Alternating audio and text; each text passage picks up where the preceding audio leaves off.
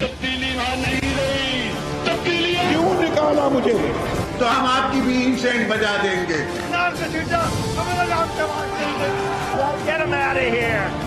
पाकिस्तान को इंशाल्लाह कुछ नहीं हो सकता। जिंदाबाद, पाकिस्तान जिंदाबाद।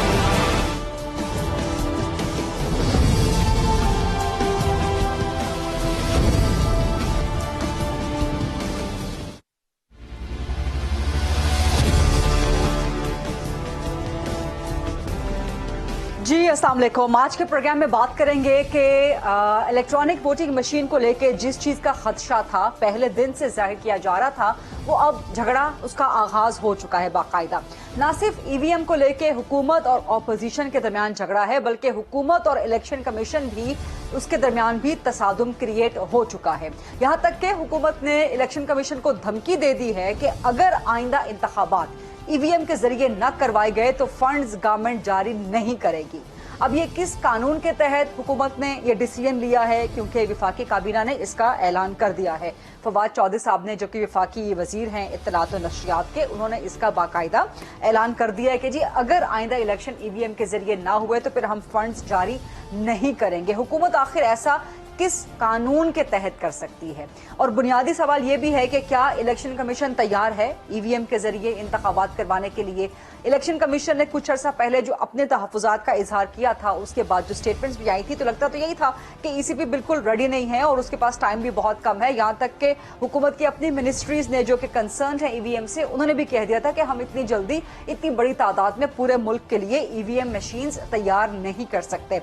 तो फिर उसके बावजूद हुकूमत क्यों बज़िद है? आखिर वजह क्या है? इस इसरार के पीछे असल वजह क्या है, ये आज जानने की कोशिश करेंगे।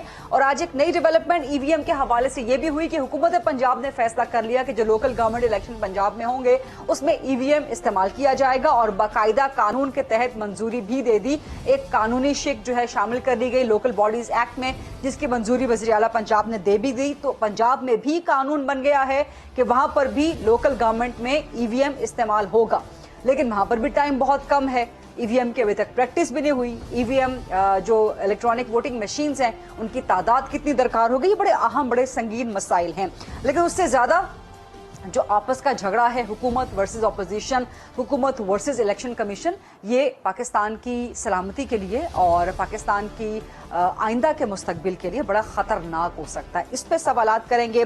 दूसरी चीज महंगाई का इशू है जी, लेकिन महंगाई के इशू से पहले एक और मामला भी है कि आखिर ऑपोजिशन सिर्फ क्या गीदड़ भपकियां दे रही है, जबानी कलामी के जी हम इन कानून साजियों को, इलेक्शन कमीशन ईवीएम के मामले को सुप्रीम कोर्ट लेके जाएंगे। अभी तक तो ऑपोजिशन ने इस बारे में कोई भी अमली कदम नहीं उठाया। तो क्या ये महज गीदड़ भपकियां हैं, सियासी गीदड़ भपकियां हैं ऑपोजिशन की तरफ से, सिर्फ सियासी बयानबाजियां हैं, सियासी धमकियां हैं, अमली काम कुछ नहीं करेंगे?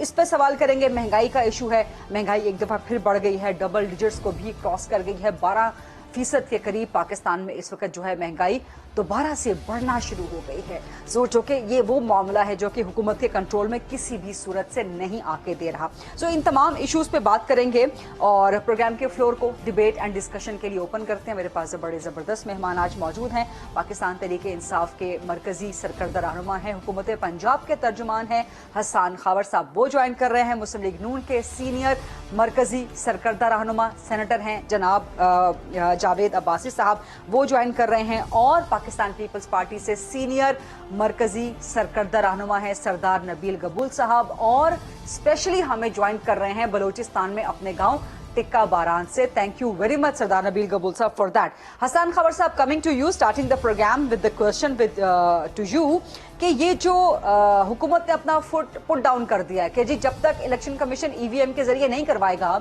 हम फंड्स जारी नहीं करेंगे, और दूसरा आज पंजाब गवर्नमेंट ने भी लोकल बॉडीज ईवीएम के जरिए करवाने की कानून की मंजूरी दे दी है। क्या इतनी जल्दी आप लोग तैयार हैं पंजाब के अंदर कि आप ईवीएम्स को टेस्ट भी कर लें, ईवीएम्स को इम्प्लीमेंट भी करवा दें? ये सारा एक बड़ा लेंथी, एक बड़ा कॉम्प्लेक्स प्रोसेस है, और किस कानून के तहत हुकूमत ने इलेक्शन कमीशन को धमकी दी है कि जी हम फंड्स जारी नहीं करेंगे अगर आप ईवीएम के जरिए नहीं करवाते? हसन खबर साहब,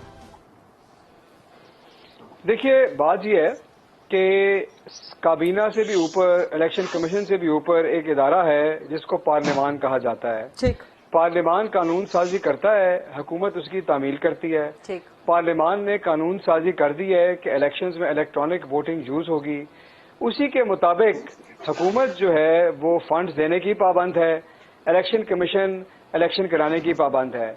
अगर इलेक्शन कमीशन कोई ऐसे तरीके पर चलना चाहती है जो कि कानून से रूगर्दानी है, तो उस गैर कानूनी अमर के लिए तो जाहिर है कि हुकूमत के पास ये अथॉरिटी नहीं है कि वो उन्हें फंडिंग दें। लेकिन अगर कानून के मुताबिक इलेक्शंस होंगे तो हुकूमत पाबंद है उनको फंड्स देने की। तो हम तो कानून की रोशनी में चल रहे हैं। जब आपने पंजाब की बात की और मैंने आपकी सर, बात भी सुनी, यहाँ पे जो पार्लियामान जो मरकज वाला मामला है, जरा उस पे 1 मिनट के लिए रुक जाएं। हुकूमत ने धमकी दे दी है कि हम फंड जारी नहीं करेंगे, यानी कि बीच में लोकल बॉडीज के भी आने हैं, कुछ ज़िमनी इंतखाबात भी होने हैं, हम सिर्फ जनरल इलेक्शंस की बात नहीं कर रहे, राइट? तो ये एक क्लियर कट धमकी है। दूसरा, कानून साजी डेफिनेटली इलेक्शन कमीशन से भी ऊपर और बाकी तमाम इदारों से ऊपर पार्लियामान मुकद्दम है, पार्लियामान सुप्रीम है, लेकिन पार्लियामान में जो कानून साजी होती है वो कंसल्टेशन से होती है with all the stakeholders, जिसमें इलेक्शन तो जाहिर है इलेक्शन कमीशन ने करवाना है ना। तो सर, इलेक्शन कमीशन अपने जब 20-30 पॉइंटर्स देता है तहफुजात के, तो आप लोग उठा के उसको रद्दी की टोकरी में फेंक देते हैं। फिर ये कंसल्टेशन तो ना हुई ना, फिर ये तो एक और आईनी इदारे की भी तौहीन हो रही है ना हसन खबर साहब। मैं आपको पहले ये बता दूं कि कानून साजी जो होती है वो आइन के मुताबिक होती है, और अभी भी जो कानून साजी हुई है वो आइन में जो लिखा गया है उसके मुताबिक हुई है, उसके अलावा कानून साजी नहीं हो सकती। कंसल्टेशन की कोशिश होनी चाहिए, की भी गई थी, वो क्या हुआ वो एक लंबी डिबेट है। लेकिन मैं आपको ये बता रहा हूं कि कानून पीटीआई की हुकूमत को भी ये इजाजत नहीं देता कि अगर इलेक्शन कमीशन किसी और तरीके पर चलना चाहे जो कानून के मुताबिक ना हो तो वो उसकी फंडिंग दे। हमारे अपने ही कानून से हमारे हाथ भी बंधे हैं कि उनको भी कानून के मुताबिक चलना पड़ेगा, हम फंडिंग देंगे। लेकिन मैं जो आपसे दूसरी बात करना चाह रहा हूं ना वो ये है कंसल्टेशन की, क्योंकि आपने कहा कि इतनी जल्दी। मेरा सवाल ये है कि ओके, जल्दी अगर नहीं करा सकते तो आखिर कितनी देर चाहिए? 2010 में इलेक्शन कमीशन की रिपोर्ट आई थी ईवीएम के बारे में, 10 साल से वो कोशिश कर रहे हैं, तो आखिर उनको कितना टाइम चाहिए था ये काम करने के लिए? हिंदुस्तान में 20 साल से ये चल रहा था। तो ये हम जल्दी की जब बात करते हैं ना तो हम बात शुरू करते हैं जब अब हमने बात शुरू की है, लेकिन ये बातचीत तो बड़ी पुरानी है। तो 10 साल में जिसकी नीयत ना हो करने की तो वो 10 साल क्या 100 साल में भी नहीं कर सकता। और अगर आप करना चाहें लेकिन हसन खबर साहब, before I go to the other participants, Punjab में लोकल बॉडीज के लिए टाइम बहुत कम रह गया ना। कितना टाइम रह गया आप बता दीजिए? उस टाइम के दौरान, उस time period, restricted and limited time के दौरान, क्या आप समझते हैं कि ईवीएम टेस्ट भी हो सकती है, सबका एतमाद भी हासिल कर सकती है, इतनी इलेक्ट्रॉनिक वोटिंग मशीन्स तैयार भी हो सकती हैं और कोई फॉल्ट भी? ये बहुत कॉम्प्लेक्स प्रोसेस है ना हसन साहब, आप मुझसे बेहतर समझते हैं। देखें, ओके, मैं आपको बताता हूं, ये बातें तब समझ आएंगी कि जब कानून के मुताबिक इलेक्शन कमीशन ने इंटरनेशनल टेंडर कर दिया हो, और टेंडर के ऊपर अगर बिड्स नहीं आ रही मशीन की तो सबके सामने होगा कि इतनी जल्दी कोई सप्लायर नहीं लाके मशीनें दे सकता। वो प्रोक्योरमेंट तो शुरू करे ना, या हम बैठे अज्यूम करते रहेंगे कि इतनी जल्दी कोई नहीं आएगा, टेस्टिंग नहीं हो सकती। वो टेंडर फ्लोट करें, दूध का दूध पानी का पानी हो जाएगा। ठीक है, बिल्कुल ठीक है। सेंटर जावेद अब्बासी साहब, कम से कम पाकिस्तान तहरीके इंसाफ मुखलिस तो नजर आती है कि उसने कानून बनवा लिया, अब वो कानून पर अमल दरामद के लिए भी बड़ी मुखलिस नजर आ रही है, और पंजाब से वो उसका आगाज कर रहे हैं, और बिल्कुल ओपन एंड शट केस हो जाएगा ना, एक टेस्ट केस हो जाएगा। अगर तो ईवीएम में कोई फॉल्ट हुआ, लोकल बॉडीज में खुल के सामने आ जाएगा। तो यहाँ पे तो फिर आप पीटीआई को सपोर्ट करें ना कि वो कोई चीज छुपा नहीं रहे, वो सब कुछ सामने लाना चाहते हैं। कोई छुपाने वाली बात होती है वो कहते हैं जी छोड़ दें, हम इलेक्शंस में, जनरल इलेक्शंस में यूज करेंगे। जावेद अब्बासी साहब। बिस्मिल्लाहिर्रहमानिर्रहीम, बहुत शुक्रिया। देखिए, आईन पाकिस्तान ये कहता है कि वो लोकल गवर्नमेंट के इलेक्शन हो, वो बाई इलेक्शन हो, वो जनरल इलेक्शन हो, वो सेनेट ऑफ पाकिस्तान के इलेक्शन हो, इवन कि वो प्रेसिडेंट ऑफ पाकिस्तान के भी इलेक्शन हो, ये कराने का अख्तियार सिर्फ इलेक्शन कमीशन ऑफ पाकिस्तान को दिया गया है। कोई और अदारा न एक्शन ले सकता है, न करवा सकता है, न उसको ये मैंडेट हासिल है। राइट। और ये आईन पाकिस्तान ने अख्तियार उसको दिया है। अब कोई जो नया लॉ बनाएंगे, कोई नई चीज आप इंट्रोड्यूस करवाएंगे, बहुत जरूरी है कि इलेक्शन कमीशन ऑफ पाकिस्तान, जिसकी जिम्मेदारी है फ्री एंड फेयर इलेक्शन कराने, और वो इलेक्शन कराने जिसका मैंडेट सारे तस्लीम करें, ये जिम्मेदारी सिर्फ एक अदारे की है, न एग्जीक्यूटिव किया है, न पार्लियामान किया है, न जुडिशरी किया। अब इस मामले पे आते हैं कि जब ईवीएम का लॉ बनाया गया, उस वक्त इलेक्शन कमीशन ऑफ पाकिस्तान ने बड़े सीरियस अपनी रिजर्वेशन इनके सामने रखी हुई पॉइंट रखे कि अगर ये मशीन के जरिए आप इलेक्शन करवाएंगे, ये मशीन के जरिए, तो इस मुल्क में फ्री एंड फेयर इलेक्शन नहीं हो सकते, ना free and fair election conduct करा सकते हैं। लिहाजा मेहरबानी करके पहले हमारे इन सवालात को एड्रेस करें। राइट। और एग्जैक्टली यही चीज इस मुल्क की पार्लियामान ने भी उठाई है कि उन्होंने कहा है कि आप अगर एक अच्छा काम करने जा रहे हैं, और मुल्क में इसमें भी दूसरी कोई राय नहीं है कि जितने भी आज तक इलेक्शन हुए उन पर सवालात उठे, तो अगर आप एक अच्छा काम करने जा रहे हैं, आप चाहते हैं कि फ्री एंड फेयर इलेक्शन हो, तो पाकिस्तान की सारी सियासी जमातों को का मैंडेट भी आपको हासिल होना चाहिए, और आपको chief election commission of Pakistan और बाकी स्टेक होल्डर भी आपके साथ ऑन बोर्ड होने चाहिए। सर ये तो sir sorry to interrupt you, ये पुरानी बातें हो गई ना, अब तो आगे चलना है ना। अब कम से कम पंजाब में तो वो टेस्ट कर रहे हैं ना, वहां से दूध का दूध पानी का पानी हो जाएगा जावेद अब्बासी साहब। तो आप लोग वेलकम करें कि बड़ी अच्छी बात है, लोकल बॉडीज में वहां पे जो है वो ईवीएम यूज कर रहे हैं। देखिए, अगर आपने सवाल ये ना पूछती ना, हम पुरानी बात का जवाब ना देते, लेकिन अगर आपने सवाल पूछा तो हमें उसका बैकग्राउंड बनाना पड़ेगा कि हम क्यों मुखालफत कर रहे हैं। यानी मुखालफत, भाई मुखालफत तो नहीं कर रहे ना, हमें खुशी है मुखालफत करने की। राइट। हमें इसका एक बैकग्राउंड है इस बात का, जो मेहरबानी करके अगर आपको सुनने वालों को ये पता चलना चाहिए। तो चूंकि ये सवाल अगर आपने रेज किया, तो फिर मेरे लिए जरूरी है कि मैं इसका बैकग्राउंड बताएं कि हमने मुखालफत क्यों किया है। हमें कोई शौक तो नहीं है मुखालफत करने का, ना हम नहीं चाहते कि इस मुल्क में फ्री एंड फेयर इलेक्शन हो। और आज जो कैबिनेट ने फैसला किया है, कल कैबिनेट ये कहती है कि अगर हमारे मर्जी के सुप्रीम कोर्ट ने फैसले न किए तो हम सुप्रीम कोर्ट के पैसे बंद कर देंगे। अगर कल कैबिनेट ये कहती है कि पार्लियामान हमारी मर्जी का कानून न बनाए तो हम इसके पैसे बंद कर देंगे। ये कभी पाकिस्तान की हिस्ट्री में हुआ कि आप किसी अदानी अदारे को इस तरह धमकी दें कि हम तो तब इस तरह में पैसे देंगे कि हमारी मर्जी की बात आप करें, तो अब तो ठीक है, वरना में इस मुल्क में हमें इलेक्शन की जरूरत नहीं है। ये कौन सी बात इन्होंने उठाई है? यानी इससे ज्यादा खतरनाक बात कोई करने वाली है कि आप ये धमकी दे रहे हैं। और जहां तक पंजाब का आपने कहा है, पंजाब हुकूमत के पास ये अख्तियार नहीं है इलेक्शन कराने का। भी आप बड़ी सीनियर जर्नलिस्ट, वो नहीं करवा सकते ये काम। लोकल गवर्नमेंट का इलेक्शन भी इलेक्शन कमीशन ऑफ पाकिस्तान ने करवाना है। सर कानून की मंजूरी, सर कानून की मंजूरी तो जाहिर है कैबिनेट नहीं देनी थी ना, वजीर आला पंजाब ने शिक की मंजूरी देनी थी, लोकल बॉडीज एक्ट की, उसकी बात हो रही है सर। नहीं, उस एक्ट के नीचे नहीं इलेक्शन जरूर उस एक्ट का मद्देनजर रख के कराएंगे, लेकिन उस एक्ट में ये जो मर्जी है लिख दें। अगर मुल्क का इलेक्शन कमीशन ऑफ पाकिस्तान इस चीज से इत्तेफाक नहीं करता और वो समझता है इसके जरिए अगर हमने इलेक्शन कराया तो कोई इलेक्शन मानेगा ही नहीं, इस मुल्क के इलेक्शन की कोई क्रेडिबिलिटी नहीं। और आखिरी अल्फाज, राइट, तारीख में इस तरह हुआ कि इलेक्शन होने के बाद लोग कहते थे कि इलेक्शन में रिगिंग हुई है। ये पहला इलेक्शन होगा इस मशीन के जरिए कि आज सियासी तमाम बड़ी जमातें कहती हैं कि ये रिगिंग के लिए ये मशीन, और हम नहीं कह रहे, इलेक्शन कमीशन भी कह रहा है कि अगर ये मशीन इस्तेमाल की गई तो तारीख के सबसे बड़े रिग्ड इलेक्शन होंगे। तो जिस इलेक्शन को तमाम सियासी जमातें नहीं मान रही, इलेक्शन कमीशन नहीं मान रहा, सिविल सोसाइटी नहीं मान रही, मीडिया नहीं मान रहा, उस इलेक्शन की क्या क्रेडिबिलिटी होगी? Fine, got your point. दोबारा आपके पास एक सवाल लेके आऊंगी, लेकिन सरदार नबील कबूल साहब, ये सारे जितने भी इस वक्त हम डिबेट सुन रहे हैं, सियासी बयानबाजी, कहीं पार्लियामान में तकरीरें हो रही हैं, कहीं पार्लियामान से बाहर तकरीरें, कुछ प्रेस कॉन्फ्रेंसेस, कुछ बयानात, कुछ हमारे मीडिया के प्रोग्राम्स पे आके, चैनल्स पे आके बात कर ली जाती है, लेकिन अभी तक क्या वजह है? कम से कम 3 हफ्तों से ज्यादा का वक्त हो चुका है, ये कानून साजी हो चुकी है। तो अगर ये वाकई इतनी बड़ी कौमी मफाद के खिलाफ है कानून साजी, तो ऑपोजिशन पसोपेश से काम क्यों ले रही है? Why is the opposition confused? Why are they not going to the supreme court? वजह क्या है इस डिले की? ललिता, देखें, अव्वल तो हम एज अपोजिशन तो नहीं कह रहे हैं सिर्फ इस ईवीएम के खिलाफ। मतलब ये वही बात हुई कि आप पहलवान के हाथ बांध लो और उसको अखाड़े में फेंक दो और आप उसको कहो लड़ो। ईवीएम मशीन जो है उसके खिलाफ इलेक्शन कमीशन कह रहा है कि हमें इसको समझने में सालों लग जाएंगे, अवाम को समझने में सालों लगेंगे। आपको पता है कि ये जो टच, तो सर हसन खावर साहब वही तो कह रहे हैं ना कि कितने साल चाहिए? 10 साल से तो पहले डिबेट हो रही है, बात तो ठीक लगती है उनकी। एहसान खावर साहब की बात मैंने इसलिए नहीं सुनी क्योंकि उनका मेरे पास आवाज क्लियर नहीं आ रहा था, लेकिन एहसान खावर साहब को मैं ये बताना चाह रहा हूँ कि देखें, आप लोग ने ईवीएम मशीन का बिल पास करा लिया किसी तरीके से भी, ज्वाइंट सेशन पार्लियामेंट बुलाकर आप लोगों ने 16 वोटों से वो क्लियर करवा दिया आपने बिल।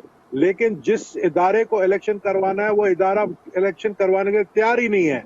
ये ऐसे ही है कि क्रिकेट मैच में आप रेफरी ना रखें और आप मैच खेलें और आप फिर करार देते जी इसने छक्का मारा, ये आउट हो गया, ये रन आउट हो गए। ये इस तरह के मैचेस नहीं होते अंपायर, हैं। रेफरी नहीं, आपको क्रिकेट में अंपायर, नबील कबूल साहब, umpire is very important. Cricket में umpire is very important. Election commission में ईवीएम के लिए election commission is very important. Election commission के जो पोलिंग स्टाफ है that is very important. EVM machine को ऑपरेट करने का काम गवर्नमेंट का नहीं है। कोई लोकल गवर्नमेंट का जो बंदा है या कोई पंजाब का हुकूमत का बंदा है वो जाके ऑपरेट नहीं करेगा। इलेक्शन कमीशन वालों को ऑपरेट करना है। अब इलेक्शन के चीफ इलेक्शन कमिश्नर को नहीं पता ईवीएम मशीन क्या है।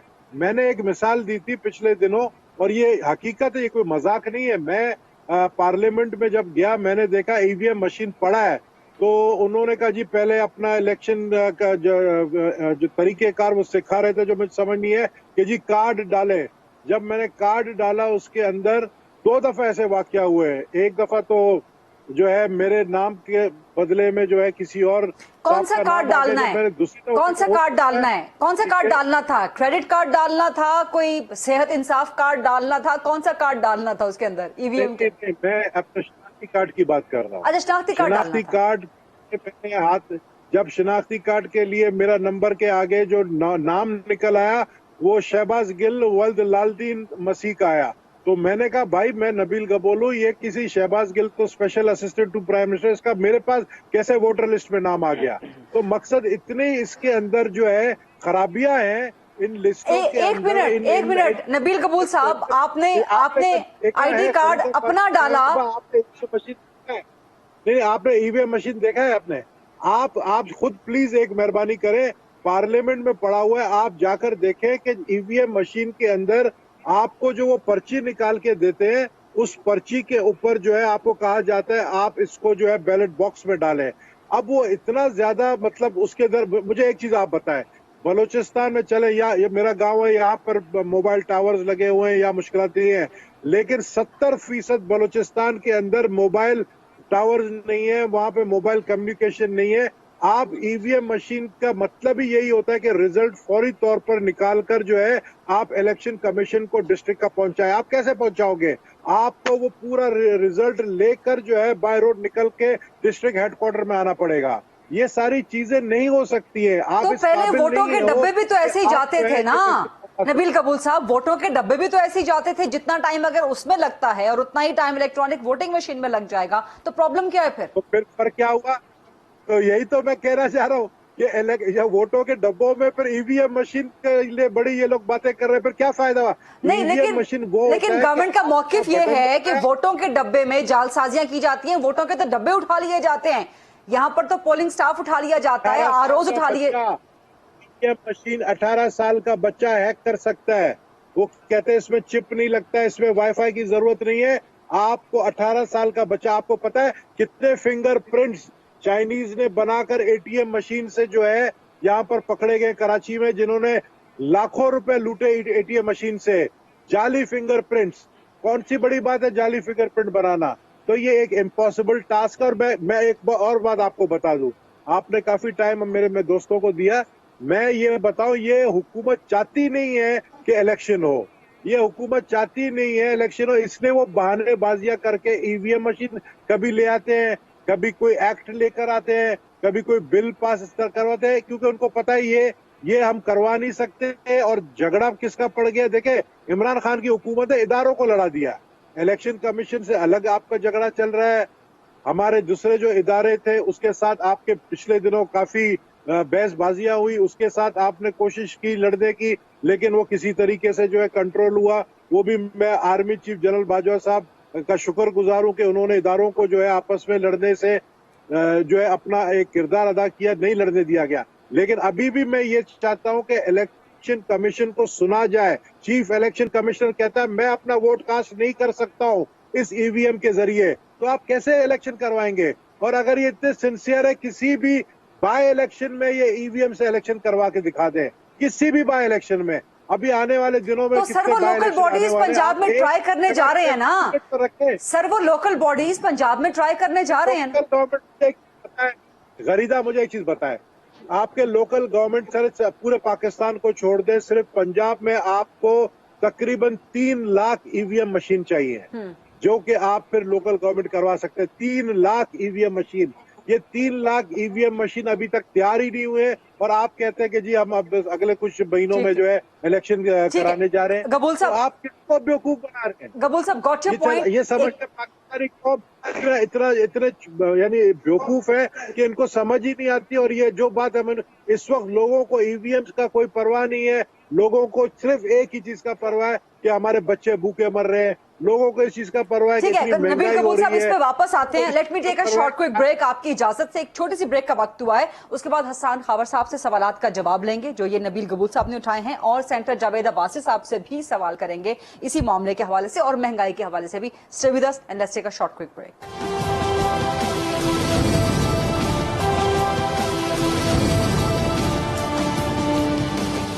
जी welcome back after the break. Nabeel गबूल साहब ने बड़ी तफसील के साथ बड़ा कॉम्प्रिहेंसिव जवाब दिया और बड़े कन्विंसिंग उनके जो है पॉइंटर्स थे।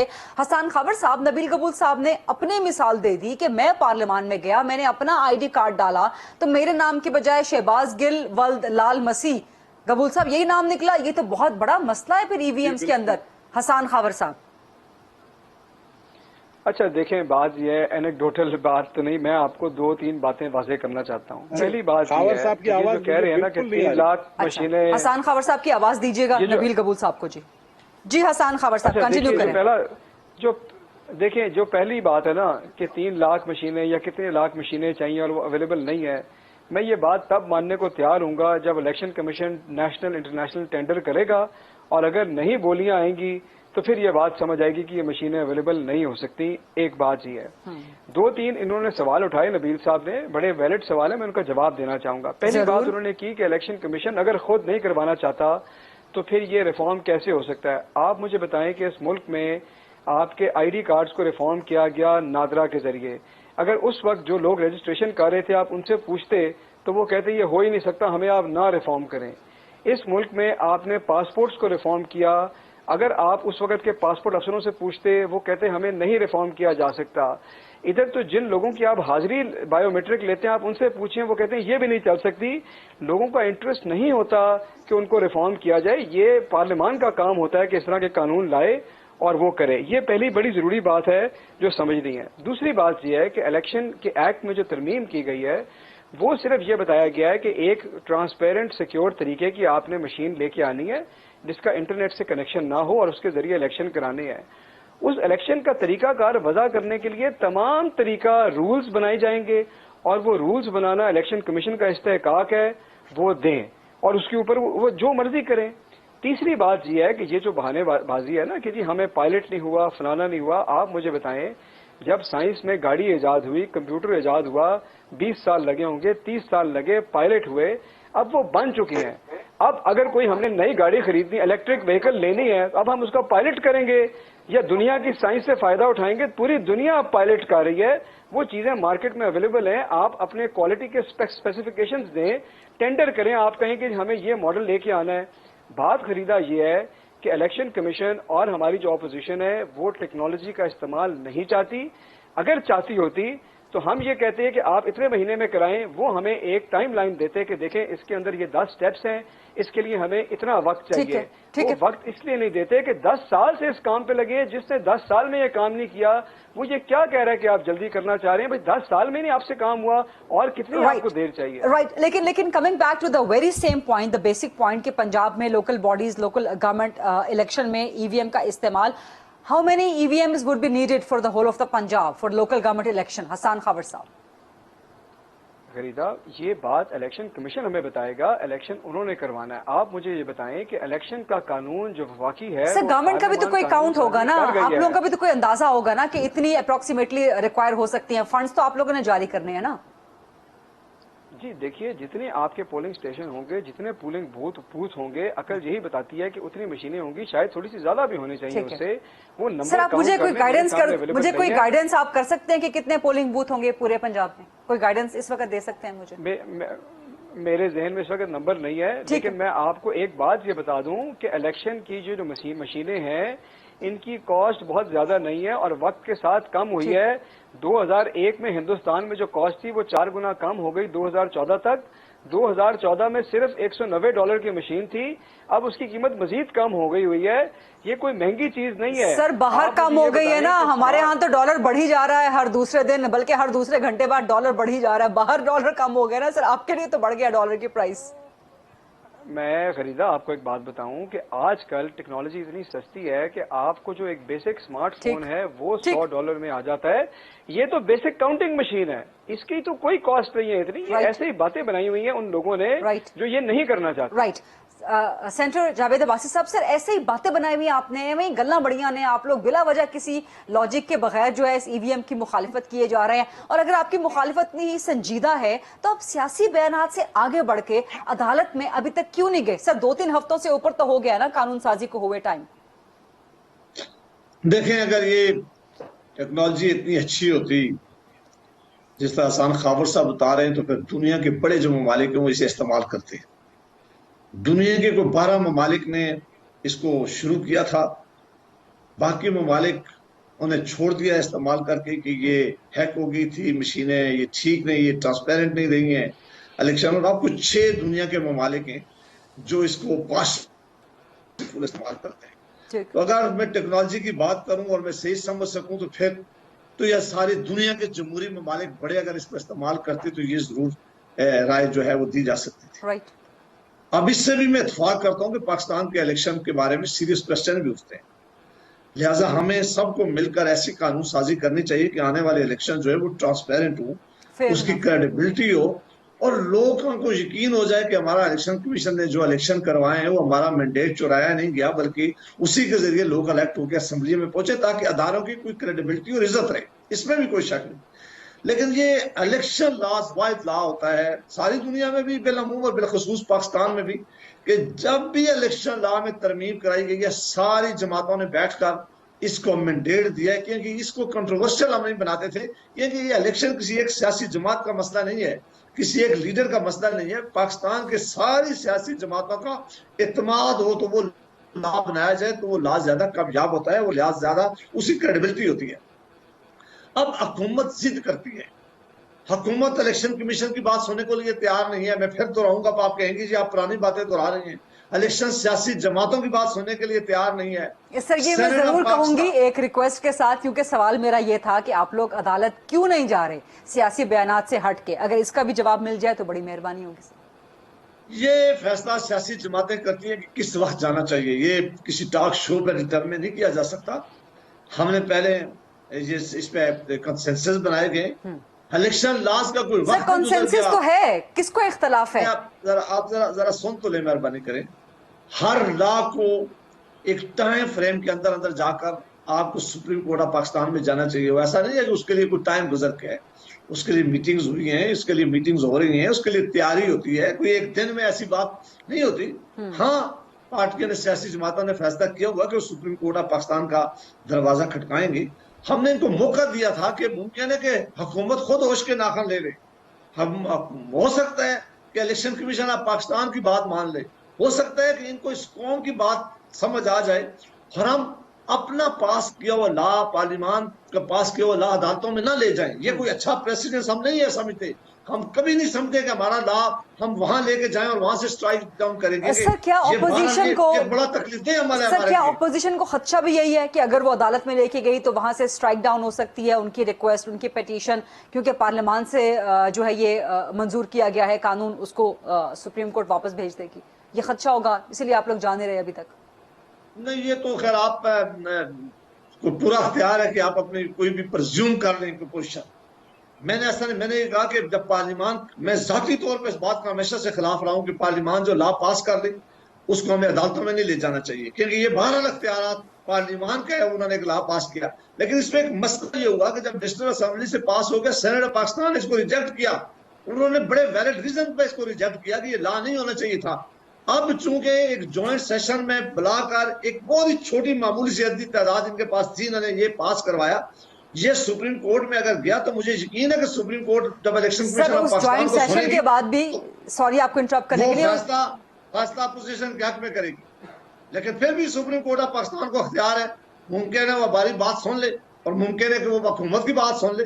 ये अख्तियार 12 सुप्रीम कोर्ट ऑफ पाकिस्तान के पास है। मैं यहाँ बैठकर ये नहीं कह सकता कि वो जजमेंट क्या देंगे।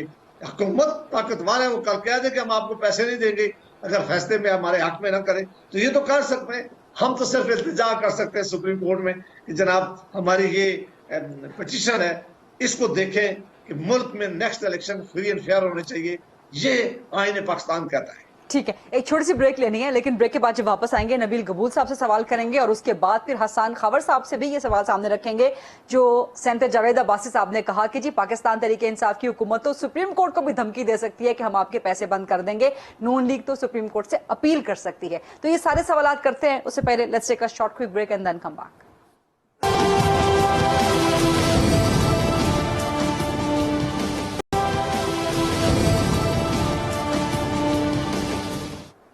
जी welcome back after the break. Sardar Nabeel Qabool साहब, आप अपने गांव में बैठे हुए हैं टिक्का बारान में, तो ये बताएं जरा वहां से कि ये कोई बाराने रहमत बरस सकती है ऑपोजिशन के ऊपर कि कम से कम आप लोग सुप्रीम कोर्ट में चले जाएं, ये कोई आप लोगों पर कोई अचानक से कुछ मेहरबानी हो सकती है, कहीं कोई इत्तेहाद हो सकता है कि आप मिलके सुप्रीम कोर्ट में चले जाएं। और उससे पहले आपने कहा कि जी हुकूमत इलेक्शन करवाना ही नहीं चाहती, ये आपकी राय है, ये आपकी खबर है, ये आपका एनालिसिस है और इसकी बुनियाद क्या है? आपको ऐसा क्यों लगता है सरदार नबील कबूल साहब?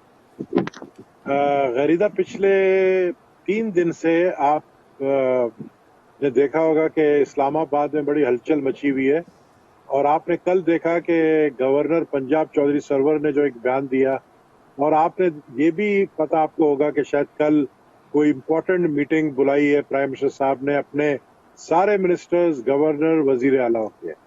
तो कुछ ना कुछ तो है। और वजीर आजम ने वज़रा को ये भी कह दिया कि 3 महीने तक मुल्क से नहीं जाना, कोई बाहर नहीं जाए। कुछ ना कुछ है, मैं आपको बताऊं वो कुछ ना कुछ जो मेरी खबर है, मैं अज्यूम नहीं करता हूं, जो मैं समझ रहा हूं कि इलेक्शन कमीशन ने जब ये जवाब दे दिया कि हम ईवीएम मशीन के जरिए इलेक्शन नहीं करवा सकते, और दूसरी जो सबसे बड़ी जो मुश्किलात इस वक्त पेश आ रही है पीटीआई गवर्नमेंट को, वो है महंगाई, और मजीद और महंगाई होने जा रही है। बिल्कुल। तो ये सर 12% पे पहुंच गई है दोबारा से। इस मीटिंग के अंदर जो मैंने सुना है कि इस पे भी जो है तबादला ख्याल किया जाएगा कि क्या अर्ली इलेक्शन या मिड इलेक्शन कराए जाए तो पीटीआई के लिए बेहतर होगा या नुकसानदेह होगा। एक बात यह है जो मैंने सुना है, क्योंकि देखें अगर इमरान खान 5 साल रहता है और 5 साल के बाद इलेक्शन कराता है, जो कि और मजीद मेरे ख्याल में 1.5 साल है, तो और महंगाई बढ़ेगी, डॉलर 200 से क्रॉस कर जाएगा और ऐसी हालत हो जाएगी कि इनका कोई टिकट लेने वाला नहीं होगा। तो ये सूरत हाल भी इनको पता है कि ऐसे सूरत हाल पैदा हो सकते हैं। ऑलरेडी कराची में तो हो चुकी है कि इनका कोई टिकट लेने के लिए भी तैयार नहीं है और वो पीपल्स पार्टी में जा रहे हैं, मुस्लिम लीग नून में जा रहे हैं, दूसरी जमातों में जा रहे हैं, इवन टीएलपी में जा रहे हैं। ऐसे सूरत हाल में मैं समझता हूं कि इमरान खान साहब जो है वो अच्छी तरह सूरत हाल को समझ गए हैं, और जो न्यूट्रल एम्पायर था वो जो है मेरे ख्याल में एम्पायर जो है अब वो चाहते थे एम्पायर को, वो एम्पायर वो काम नहीं कर सकता है कि आउट को आउट ही देना है और छक्का मारने वाले को छक्का ही देना है, कि वो जो है ग्राउंड से बॉल बाहर गया है। कोई भी जो न्यूट्रल एम्पायर है या जो थर्ड एम्पायर है वो इमरान खान की ख्वाहिश पे अब डिसीजन नहीं देगा, ये इसको भी पता है। और ऐसे सूरत हाल में हुकूमत चलाना उनके लिए बड़ा मुश्किल हो गया है। तो ये सारी चीजें मुझे जो पता है, जो ये इस वक्त बातें हो रही है, इनके अपने मिनिस्टर्स भी ये बातें कर रहे हैं, इनके एमएनएस भी बातें कर रहे हैं। और जहां तक आपका सवाल था कि देखें, एक तो ईवीएम इज इम्पॉसिबल कि ये ईवीएम से इलेक्शन कराएं। अगर तो ये मिड टर्म इलेक्शन भी होता है, ये बैलेट बॉक्स के जरिए ही होगा। ईवीएम मशीन को कोई भी, मैं समझता हूँ कि एक्सेप्ट नहीं करेगा। जब इलेक्शन कमिश्नर ही तैयार नहीं है, इलेक्शन कमीशन ही तैयार नहीं है, तो कौन एक्सेप्ट करेगा?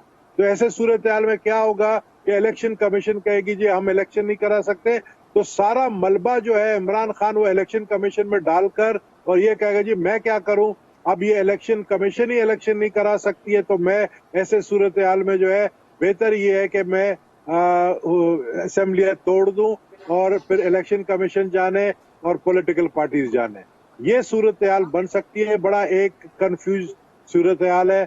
बड़ा इसमें मैं समझता हूँ इस वक्त इस्लामाबाद में, मैं खुद जल्दी इस्लामाबाद पहुंचने की कोशिश कर रहा हूँ कि इस्लामाबाद में हमारी पार्टी ने भी हमें बुलाया है कि वहां पे सब पहुंच जाए। लेकिन इस आने वाले हफ्ते में कुछ ना कुछ होने वाला है। आने वाले हफ्ते में कुछ ना कुछ होने वाला है। ये बड़ी इंपॉर्टेंट और बड़ी गहरी किस्म की रीडिंग्स, सारी चीजों को कैलकुलेट करके, और बड़ा ही कन्विंसिंग साउंड होती है। हसन खबर साहब, मामलात इतने गंभीर, इतने खतरनाक हो चुके हैं। Early elections, mid elections, general elections की बात कर रही हैं हसन खबर साहब। ये तो पिछले 3 साल से सुन रहे हैं। मेरा नहीं ख्याल कि इसमें कोई नई बात अच्छा। है। वो मैं उनको ये कहूंगा, उर्दू का वो एक मिसरा है, पेवस्ता रहे शजर से उम्मीदें बाहर रख। तो उनका हक है ये उम्मीद करना, और वो बिल्कुल करते रहे, मुझे उस पर कोई इतराज नहीं। लेकिन मुझे यही लगा कि पिछले 3 साल से जो बात सुनता आ रहा हूं, शायद ये वही बात है। एक इलेक्ट्रॉनिक वोटिंग के हवाले से एक बात और करूंगा, क्योंकि अभी मुझे एक कान में कमेंट पड़ा कि दुनिया में ये इस्तेमाल नहीं हो रहा। देखें, दुनिया के जमहूरी मुल्क जो हैं और बड़े मुल्क हैं, उन्हीं में इसकी जरूरत पड़ेगी। ये मेरे सामने दुनिया के मोस्ट जो आपके पॉपुलर है ना कंट्री, मोस्ट पॉपुलर, उनकी लिस्ट है। सबसे बड़ा मुल्क चीन है जो जमहूरी मुल्क नहीं है। दूसरे नंबर पे हिंदुस्तान है, इलेक्ट्रॉनिक वोटिंग यूज करता है। तीसरे पे अमेरिका है, इलेक्ट्रॉनिक वोटिंग यूज करता है। चौथे पे इंडोनेशिया है, इलेक्ट्रॉनिक वोटिंग यूज करता है। फिर ब्राजील है, इलेक्ट्रॉनिक वोटिंग यूज करता है। फिर पाकिस्तान है, नाइजीरिया है, उसके बाद जहां पे बात चल रही है बांग्लादेश के अंदर, ये कई कॉन्स्टिट्यूंसीज में हो रहा है। उसके बाद रूस है, वहां भी ये चल रहा है। तमाम बड़े मुल्क जो जमहूरी मुल्क है जहां पे इसकी जरूरत है, वो ये अडॉप्ट कर चुके हैं या पायलट कर रहे हैं। छोटे मुल्क के अंदर जहां लोगों की कम है, वहां जरूरत नहीं है। ये लोगों को मिसगाइड ना करें। अगर उनके जेन्युइन इश्यूज हैं तो बात करें उन इश्यूज के ऊपर। हमने इस मशीन के साथ voter verified paper audit trail दिया है। आपको अगर शक होगा तो पेपर गिनवा लें, अगर आपको कागजों पर तसल्ली होती है, वो तक दे दिया साथ। और क्या चाहते हैं तो ये, अब अगर ये समझते हैं कि इलेक्शन है, मिड टर्म है, फलाना है, ऐसे नहीं होगा। और नवीद साहब, मैं उनकी इज्जत करता हूं, इन्होंने कहा कि इमरान साहब ये चाहते हैं कि ये डेडलॉक हो जाए और फिर असेंबलियां खत्म हो जाए। तो फिर बात क्या रह गई? फिर तो इलेक्शन कमीशन जो चाहेगा करवा लेगा, कोई भी ऑर्डिनेंस कर लेगा। तो ये बात लॉजिकल, मंतकी बात नहीं है। हम ये जेन्युइनली चाहते हैं कि इलेक्शन इस्लाहात हों, इलेक्शन क्रेडिबल हों। आप टेक्नोलॉजी पे बात करें, इलेक्शन कमीशन को फीडबैक दें कि आप अपने रूल्स ऐसे बनाएं कि वो ट्रांसपेरेंट हो, लेकिन टेक्नोलॉजी से इख्तलाफ ना करें। दुनिया में तमाम मसाइल जहां पे शफाफियत मसला था, टेक्नोलॉजी से उसका हल किया गया। इलेक्शन में ऐसी क्या चीज है सुरखाब के पा रहे हैं कि यहाँ पे टेक्नोलॉजी आते ही ये रिग हो जाएंगे? ऐसी बात नहीं है। ठीक, सेनेटर जावेद अब्बासी साहब, आपका लास्ट कमेंट, प्रोग्राम का टाइम ऑलमोस्ट खत्म होने वाला है। क्या आप एग्री करते हैं नबील गबूल साहब ने जो उन्होंने रीडिंग, अपना जो एनालिसिस उन्होंने सारी सूरत हाल का पेश किया, आप एग्री करते हैं? सिचुएशन ऐसी है? नबील गबूल साहब एक बड़ी नजर रखते हैं और मुमकिन है उनके पास कोई इन्फॉर्मेशन भी हो। मैं वैसे इस्लामाबाद में बैठा हुआ तो हूँ, लेकिन मुझे कोई ऐसी रीडिंग मेरे पास है नहीं कि कोई अगला हफ्ता या कोई ऐसी कोई बड़ी तब्दीली मैं फौरी नहीं देख रहा। एक बात मैं सिर्फ इतनी जरूर कह दूं कि पिछली दफा जब आरटीएस का सिस्टम लाया गया था तो यही आर्गूमेंट दिए जा रहे थे कि नई टेक्नोलॉजी आ गई है, इससे मुल्क के इलेक्शन फ्री एंड फेयर होंगे। और फिर जब आरटीएस का रिजल्ट आया उसके बाद सब ने माना कि ये सबसे बड़ी गलती हमारी थी, आरटीएस का सिस्टम नहीं चल सका, इलेक्शन रिग थे। इलेक्शन में बड़े सीरियस क्वेश्चन उठाए गए हैं। अगर मैं दोबारा अभी sir, sorry to interrupt you, अभी NA 133 भी आरटीएस के जरिए हो रहा है जी। और अगर चूंकि पीटीआई की पॉपुलैरिटी इतनी कमजोर हो गई है कि वो लाहौर के इलेक्शन से जानबूझकर भाग गए, ये ऐसा कभी नहीं हुआ कि उनके नॉमिनेशन भी हो गए जाए और कवरिंग कैंडिडेट के भी नहीं, ये सारी जानबूझ के उनका ने ऐसा किया था और पतली गली से निकल गए। उन्हें पता था कि ये इलेक्शन होगा। सारी हमारी पॉपुलैरिटी का यहाँ पता चल जाएगा कि हम कितने पॉपुलर हैं। जो महंगाई है, जो बेरोजगारी है, जो लोगों की जिंदगियां में मुश्किलात हैं, जो रोज बुनियादों पर IMF की डिक्टेशन लेकर इस मुल्क की इकानमी तबाह कर दी गई है। आम आदमी तो इनके लिए वोट तलाश बिल्कुल देने के लिए तैयार नहीं है। पर्ची से आप नहीं जीत सकते। कोई मशीन लाए और वो आरटीएस की तरह के मशीन दबा के इनको कोई जिता देता है तो उसका मैं कुछ कह नहीं सकता। फ्री एंड फेयर इलेक्शन में इनके लिए बहुत मुश्किलात हैं। ये लाहौर का इलेक्शन टेस्ट केस था, नहीं हुआ। और मैं आज एक बात आपको और कहते जा रहा हूँ, प्रोग्राम आप करें कि कभी भी पंजाब में बलदियाती इलेक्शन नहीं करवाएंगे अनलेस जिस तरह खैबर पख्तूनख्वा में सुप्रीम कोर्ट में मुदाखल करके इलेक्शन कमीशन से नहीं करवाए, ये यहाँ भी नहीं करवा रहे थे। Provincial government supreme court of Pakistan में गई है, कल फैसला आया सुप्रीम कोर्ट ऑफ पाकिस्तान का। एडवोकेट जनरल ने वहां बहुत कोशिश की है कि इलेक्शन मुलतवी किए जाए और उन्होंने कई एक तहवीलें उसके साथ दी हैं।